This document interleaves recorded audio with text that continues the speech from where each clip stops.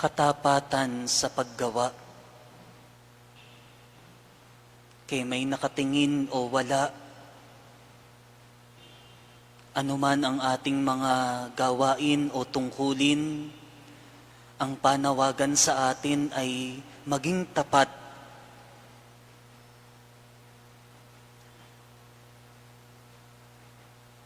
Ito na yung pinaka-application ng hamon ng Ebanghelyo. Darating ang Panginoon, hindi natin alam kung kailan, kaya't ang paanyaya ay laging maging handa. Paano tayo maghahanda? Maging tapat sa lahat ng gawain. Kung oras ng pagtatrabaho, magtrabaho ng husay. Kung oras ng pagkain, kumain ng husay. Kung oras ng pagtulog, matulog. Kung oras ng paglalaro, maglaro. Kung oras na magsaya, may socialization, edi magsaya. Be faithful kung ano ang hinihingi ng pagkakataon, katapatan sa ating mga gawain. Sa seminaryo, ito po ang pilit na ikinikintal lagi sa mga inihahanda sa pagpapari. Naalala ko yung aking dating rektor. Sabi niya, one of his homilies, na ito rin ang tema ng Ebanghelyo. Di ko makalimutan yung paalala niya. Sabi niya, we don't need to prepare because we are always preparing. Hindi natin kailangang maghanda kasi lagi tayong naghahanda. Kung tayo'y tunay na magiging tapat sa lahat ng ating gawain, ibig sabihin, lagi tayong handa kasi tapat nating ginagawa ang anumang hinihingi ng pagkakataon. Ito yung malaking problema ng maraming kabataan hinggil sa pag-aaral base sa aking naobserbahan. At siguro naranasan na rin, lalo na nung wala pa ako sa seminaryo noon. Mag-aaral lamang kapag may exam bukas. Magre-review lang talaga kapag mayroong test or may mahalagang gagawin. Wala yung study habit. Di tulad sa seminaryo, kaya walang pasok bukas o sa isang linggo kahit sem break dahil nahubog na sa pagkatao ang study habit. Pagdating ng alas 8 ng gabi hanggang alas 10, mag-aaral ka. Kasi tapos ng magdasal, tapos ng kumain, tapos ng maglaro, tapos ng magtrabaho, may oras ang lahat. Kaya kung magiging tapat lang sa lahat ng oras na kung saan tayo tinatawagan na dapat nating gampanan, yun ang pinakamabisang paghahanda. Naalala ko yung isang paring banal. Kung siya raw ay mamamatay, ano ang kanyang hihilingin na kanyang oras na siya ay tatawagin ng Panginoon? O kaya halimbawa, darating ang araw ng paggunaw ng daigdig. Ano ang hinihiling mo sa Diyos na ano sana yung ginagawa mo? Ano yung gagawin mo? Halimbawa ay mamayang gabi o kaya bukas, ikaw ay babawian na ng buhay. Anong gagawin mo? Di ko makalimutan yung sabi ng pare, itutuloy ko lang kung ano yung schedule ko. Kasi faithful siya sa kung ano yung panawagan sa kanya ng Panginoon. Anumang sandali na bawian ng buhay, lagi siyang handa. Kasi kung sa oras na yon siya'y nagsasaya kasi oras ng recreation, okay lang. Kung oras ng pagkain, nabilaukan, kung yun ang oras niya Oras ng pagtatrabaho, oras ng paglalaro, omnia tempus habet. ang lahat ng ating ginagawa ay mayroong tamang pagkakataon. Ang nagiging problema ngayon dahil sa sobrang busy ng marami, tapos ay gusto nating marami tayong ma-accomplish in the shortest time possible, ang nagiging tendency ng marami, multitasking. May kasausap sa telepono, mayroon pang ginagawang isa, may ka-meeting pa, multitasking, sabay-sabay. Kung minsan, bagamat maganda ang nagiging resulta rin kasi maraming nagagawa at mas mabilis, ang nagiging problema, abuso. O kaya, hindi na natin na papaghusay lalo at natututukan kung ano yung dapat pagtuunan ng pansin. Nawawala yung focus kasi ang daming gustong gawin kaagad. Ang expression ng mga matatanda dito sa atin na minsan ay ipinupula doon sa ibang gustong maraming gawin kahit hindi na kanya isasaklawin pa. Ang sinasabi, yan, gusto kasi kakaangan lahat. Kaya tuloy, hindi nagiging maganda ang resulta na kapag pumalpak, magsisisi ng iba. Again, kung tayo po ay magiging tapat sa anumang gawain na nakaatang sa atin, ibibigay natin yung ating 100%, then yun po ay uri na ng paghahanda. Saint Lacordaire says, job well done spells sanctity. Gawin mo ng buong husay. Ang nakaata sa'yo, yun ay kabanalan. Isa kang janitor, linisin mo ng husay ang CR, pakintabin mo, pabanguhin mo. Tapat ka sa iyong trabaho, hindi nakakalimot sa Diyos. Pwede kang maging banal. Isang ina, tapat sa asawa, nililinis ng husay ang bahay, inaaruga ng maayos ang mga anak, pwede kang maging banal. We don't need to do extraordinary things to please God. Hindi na natin kailangan gumawa pa ng mga pambihirang bagay o maging sikat. Maging tapat lang po tayo. At yun ang hinihingi ng Ebanghelyo ngayon. Anumang sandali na darating ang Panginoon, nakahanda ba tayo? Meron ako naalala. Nung ako'y bagong ordain, na-assign ako sa kanlubang, very idealistic. I really give my very best in everything I do. Sobra akong napagod. Wala kasi akong hinihindian kahit na, sige lang, bigay. Isang gabi dahil na-overpatig ako, sobra na rin talaga. Isang gabi bigla akong nagsikip ang dibdib, nagpalpitate, hindi ako makahinga. Akala ko matutuluyan na ako, nagising ako. Inom kaagad ako ng tubig. Pagkatapos, alam nyo ginawa ko? Ang suot ko kasi ay pantulog. Kasi natutulog ako. Nagbihis ako ng clerical, yung sinusuot ng mga pari. Nagpantalon ako, nagmedyas, pero hindi po ako nagsapatos. Tapos hindi ko na inilak yung pintuan ko. Chinek ko na yung cellphone ko, yung cabinet ko, yung mga gamit ko. Kakaunti pa naman ang gamit ko nun. Isang maleta lang halos na maliit. That's all. As a very young priest. Matapos kong i-check yung gamit ko, yung cellphone ko, lahat, nagbihis na ako. Bumalik ako sa higaan. I prayed. Alam niyo ang dasal ko? Lord, okay na po kahit hindi na po ako magising.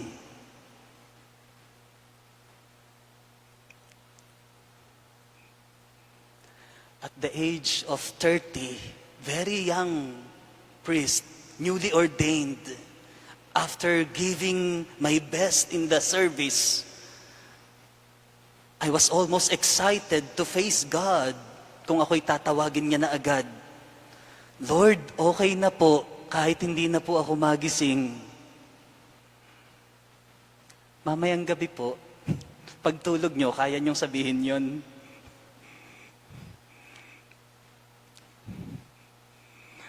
Mamaya po, bago matulog, kaya nyo pong magdasal na ganun ang sasabihin. Father naman, bata pa mga apo ko. Father naman, bata pa ako, wag muna. Naku, ang dami nating tsak na pang bargain. Wag muna, marami pang aasikasuhin. Marami pang pangarap, marami pang plano. Sometimes we are very preoccupied by our dreams, by our plans. Seize the day. Live each day to the fullest, as if there will be no tomorrow. This is the very challenge of the gospel. Parang ito na yung huling misa, parang ito na yung huling araw. Dapat laging nakahanda ang kalooban. At ginagawa kong special mention, lagi yung mga maiedad na. Lahat naman ay mamamatay, walang hindi. Normally, kinakatakutan ng lahat ang kamatayan. Kaya nga takot mahawa sa pandemic, sa virus. Instinct natin na preserve ang ating buhay, kaya takot mamatay. But in fact, ang katotohanan, lahat naman po tayo'y mamamatay. Wala namang hindi, di ba?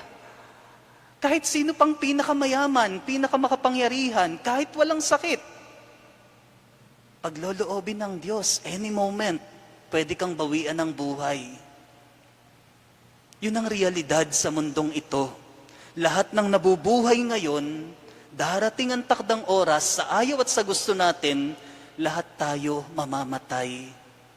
Pero ang lagi kong special mention, yung pong mga may edad na. Lalo kung may sakit pa. Kaya ang pinapaalala ko, dapat po, pag may edad na at masakitin na, dapat po, nagpapakabanal na kayo. Nagpapakabait na. Ang higit na pinagkakaabalahan na lagi dapat, pagdarasal, pagsisimba, paggawa ng mabuti, para tiyak na maging mabunga ang buhay. At yung isusulit sa Panginoon, pagharap sa Kanya ay mabubuting gawa. Kung minsan nakakalungkot, kung kailan tumanda, lalong tumataray. Kung kailan tumanda, lalong ang higpit ng kapit sa kayamanan. Pera lang ng pera lagi. Eh, ito na nga po ang warning ng gospel. Paano kung sa gabing ito, babawian ka na ng buhay? Yun ang sabi sa hangal na nag-iimpok ng kayamanan. Again, kung meron mang best way ng paghahanda, katapatan sa anumang gawain na nakaatas sa atin. Kung ito lang ay mapagtatanto ng lahat, hindi mamumroblema ang mga foreman o ang mga may pinapagawa kasi hindi magpapatama ang trabahador. Very stressful pagka ganyan. Yung lagi nagpapatama, yung lagi mong tipong babantayan ang Kung magiging tapat lang lahat, tayo. That is the dignity of work. May nakatingin man o wala. You know, the real meaning of dignity of work, nagkakaroon tayo ng self-esteem, karangalan, dahil sa ating ginawa, na matapos mong gawin ang isang bagay, dahil ikay tapat at pinaghusay mo yung ginagawa mo, yung bang kay may pumuri o wala, may magbayad o wala sa'yo, yung bang makita mo na yung ginawa mo ay maganda, you feel it. You know this. Yung bang matapos mong gawin yung isang bagay na maganda, ikaw, tayo, sa sarili natin, ang sarap ng pakiramdam. Para bang sinasabi mo sa sarili mo, gawa ko yan, ako gumawa niyan. Dahil naging tapat ka. Yung sinasabi ng Diyos na maging handa lagi, na ang ating solusyon ay katapatan sa lahat ng gawain na nakaatang sa atin, alam niyo po, still, that is for our own good. Para rin po yun sa atin. Hindi yun para sa Diyos. Hindi yun para kung kanino man. First and foremost, para rin po yun sa may katawan. Kung ito lang ay marirealize natin. Actually, that is the very spirituality of almost all the saints. Bakit? Because they live in the presence of God. Alam nila na ang Diyos ay nakatingin. Kaya, pag-uusayin niya yung kanyang ginagawa. Alam niya na ang Diyos ay laging nakatunghay, kaya matatakot gumawa ng masama. Naalala ko yung dating sakristan dito, si Motmot. Kilala niyo si Motmot? Wala na, hindi ko na nakikita. Si Motmot may naiwan sa akin na alaala na hindi ko makalimutan.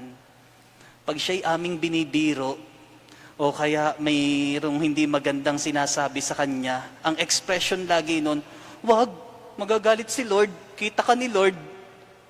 Yun lagi ang bukang bibig ni Motmot. Tapos sasabihin ko, oh talaga, kahit may bubong, oo, kita tayo ni Lord.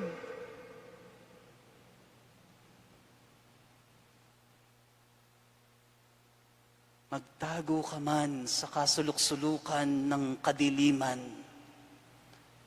Alam po ng Diyos ang lahat ng ating ginagawa. God beholds the heart. He does not look by mere appearances. Yun yung problema ng mga mapagpaimbabaw. Ang iniingatan lamang ay mga panlabas to please others, not God. Kaya yung pong katapatan, kadalisayan ng puso, knowing that God knows everything in us, yun po ang pinakamabisang paghahanda.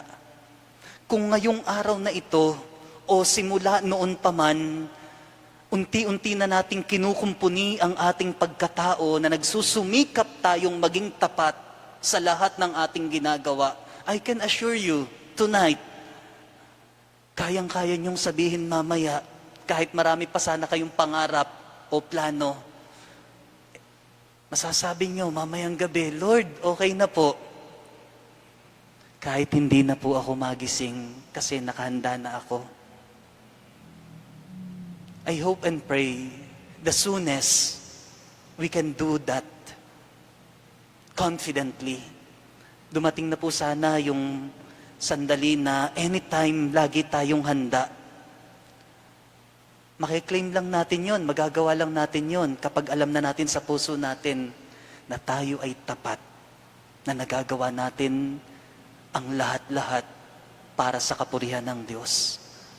Ganyan ang mga santo, Santa Monica, si San Agustin na dating makasalanan, nagbago, at buhat ng nagbago, naging tapat na sa Diyos till the end of his life. Of course, Saint Gregory, all the saints. By the way, yung paggunita natin sa mga santo, dapat po lahat tayo naghahangad na maging santo at santa.